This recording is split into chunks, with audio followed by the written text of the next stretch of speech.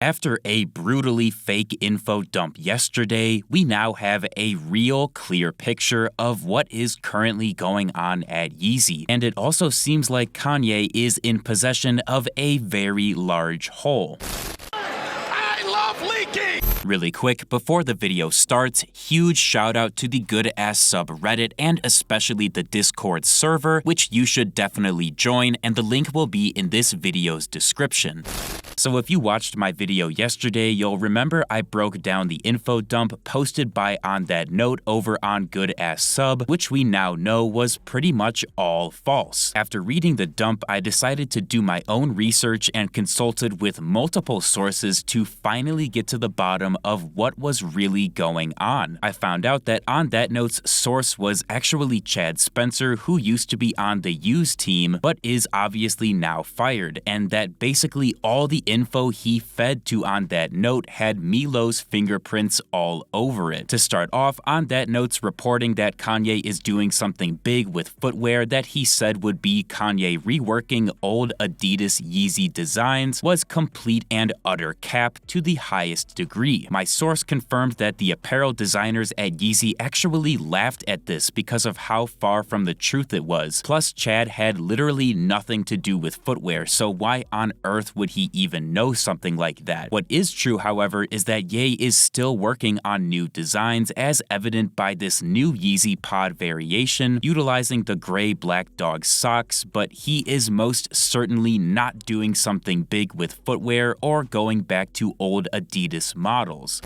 Moving on, it becomes more and more obvious that On That Note basically got used as a puppet for Milo because of the inclusion of a paragraph stating Kanye called Kanye's posts the R word. I was able to get to the bottom of this story and found out that not only does Milo absolutely hate Kanye's posts, which is why he made Chad include this, but that it actually never happened and was a separate situation that Posts was involved in, which ended up getting twisted by Yes Jules into something else entirely. So unfortunately for all you Kanye's Posts haters, Kanye does not dislike her, nor did he call her the R word, so another brutally untrue section of this previous info dump. While trying to find the correct information, I was actually able to get some brand new insight into Kanye's current apparel manufacturing troubles that clearly explains why things like shipping and order fulfillment have been so bad lately. Basically, Dove Charney, who runs LA Apparel, which Kanye was using to print and manufacture his new Yeezy clothes, was apparently hiding information from Ye and may have even embellished millions of dollars. Additionally, Kanye's original deal with Dove actually saw him utilizing Dove's Shopify account for Yeezy.com and paying Dove as well, which is pretty backwards. Normally, Ye would be in charge and Dove would have to pay him as a vendor, but shit is not exactly running how it's supposed to at the company right now. Because of this situation, clothing and apparel manufacturing is halted until the company finishes auditing Dove to figure out what exactly he fucked up, but he is legally required to fulfill all remaining orders placed.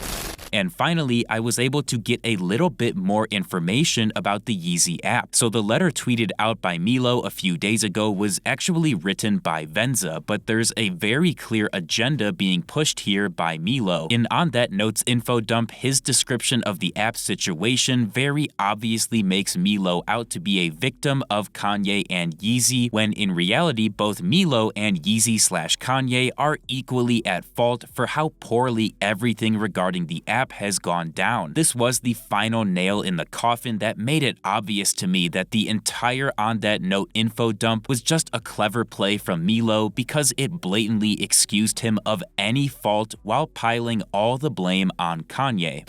In other news, we can touch on Kanye's super big hole that is currently present at his rapidly deteriorating Calabasas ranch. Kanye initially purchased the property in 2018 and used the land as a headquarters for Donda Academy and Sunday service, while also test building his dome homes. Kanye would then close up shop in September of 2020, boarding up the property completely and basically abandoning it, which resulted in the buildings falling into disarray. disarray. As of recently, the main house unit now has a massive fucking hole right in the middle with random debris scattered around the driveway, showing that the property is definitely not something Kanye wants to come back to. I would guess he just sells the land at some point for whatever he can get, but apparently there's still a lot of leftover items, so he'd need to go back and sort those out before trying to get rid of it.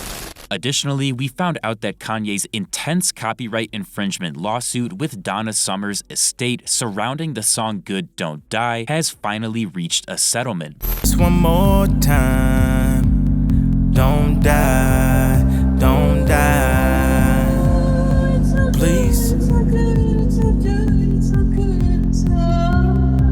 Although we weren't provided with exact settling details, we do know that if Kanye can't work out his side of the agreement by June 14th, then the estate will be escalating and re-suing him with the goal of finally getting some money out of him. Because we don't know how exactly the two parties are settling, there's totally a possibility that Good Don't Die ends up returning to streaming after the Donna Summer estate gets the payment they want. But just because it's possible doesn't mean it's going to happen, and we will just have to wait and see where this lawsuit goes.